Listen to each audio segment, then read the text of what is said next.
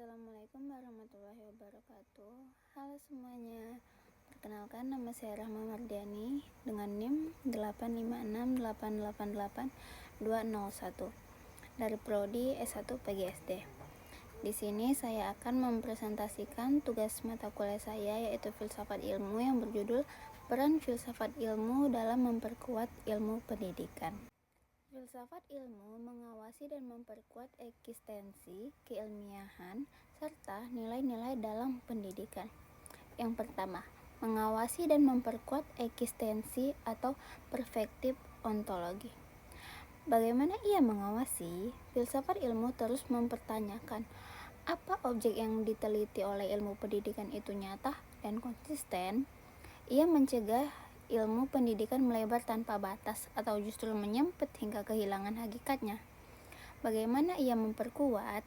Ia menegaskan bahwa objek formal ilmu pendidikan adalah manusia sebagai makhluk yang dapat dididik dan harus dididik. Filsafat ilmu juga memperkuat posisi ilmu pendidikan sebagai disiplin mandiri atau otonom, dengan batasannya eksistensi yang tegas, sehingga ia sejajar dengan ilmu-ilmu murni lainnya. Yang kedua, mengawasi dan memperkuat keilmiahan atau perspektif epistemologi. Bagaimana ia mengawasi?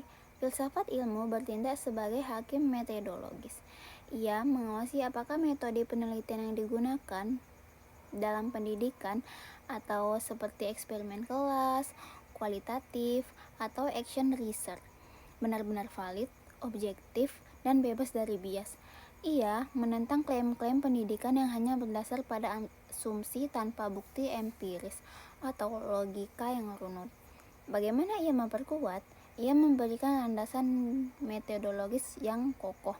Filsafat ilmu merumuskan bagaimana teori-teori pendidikan dibangun, diuji, dan dikembangkan. Dengan pengawasan ini, ilmu pendidikan tidak dianggap sebagai ilmu gadungan, melainkan ilmu ilmiah yang memiliki struktur logis dan metodologi yang ketat. Yang ketiga, mengawasi dan memperkuat nilai-nilai perspektif aksiologi.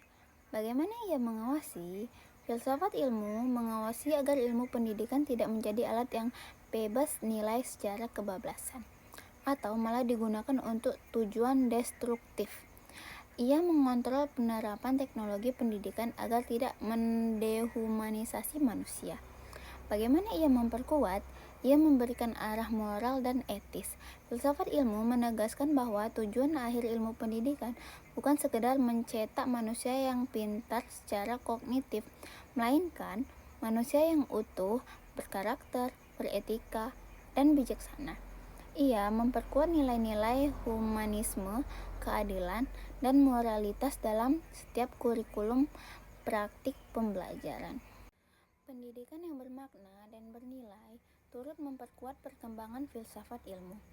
Pendidikan yang bermakna memberikan pemahaman mendalam, bukan sekedar hafalan, dan bernilai menanamkan etika, moral, dan tanggung jawab sosial, menjadi pendorong utama perkembangan filsafat ilmu melalui 3 peran krusial. Di sini kita akan membahas 3 strategi mitigasi risiko. Yang pertama, menghidupkan aspek ontologi atau hakikat ilmu. Pendidikan yang bermakna mengarahkan manusia untuk tidak hanya menerima informasi mentah, melainkan terus mempertanyakan hakikat, kebenaran, dan asal-usul sebuah pengetahuan. Yang kedua, mempertajam aspek epistemologi atau cara berpikir. Proses belajar yang berkualitas melatih cara berpikir kritis, skeptisisme yang sehat, dan metodologi ilmiah yang valid. Hal ini memperkaya cara manusia dalam memproduksi ilmu pengetahuan baru. Yang ketiga, menjaga aspek aksiologi, etika, dan nilai. Nilai-nilai moral yang ditanamkan dalam pendidikan memastikan bahwa perkembangan ilmu pengetahuan tetap berjalan di atas koridor etika. Ilmu dikembangkan demi kemaslahatan manusia, bukan untuk kehancuran. Filsafat ilmu sebagai pisau analisis pendidikan. Filsafat ilmu disebut sebagai pisau analisis karena memiliki 3 komponen utama: ontologi, epistemologi, dan aksiologi. yang mampu mengulti, mengurai, dan membedah masalah pendidikan hingga ke akar paling mendasar, bukan sekedar melihat gejala di permukaan. Yang pertama, bila ontologi. Membedah apa? Digunakan untuk mengkritis hakikat dan objek dalam pendidikan saat kurikulum atau esensi belajar mulai bergeser. Misalnya, ketika sekolah hanya dianggap sebagai pabrik pencari kerja, bukan tempat memanusiakan manusia. Ontologi membedah apakah sebenarnya hakikat pendidikan dan manusia yang ingin dibentuk. Yang kedua, bila epistemologi. Membedah bagaimana?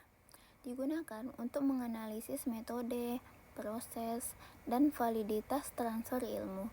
Bila ini membedah apakah metode pembelajaran, sistem evaluasi seperti ujian, dan cara guru mengajar sudah tepat, logis, serta benar-benar menghasilkan pengetahuan yang valid bagi siswa. Yang ketiga, aksiologi. Membedah untuk apa? Digunakan untuk menguji nilai, etika, dan dampak dari ilmu tersebut.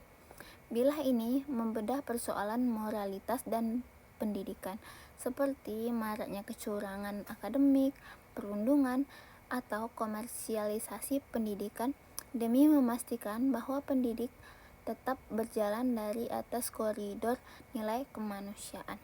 Intinya, tanpa filsafat ilmu sebagai pisau analisis, penyelesaian masalah pendidikan hanya bersifat kosmetik atau sementara.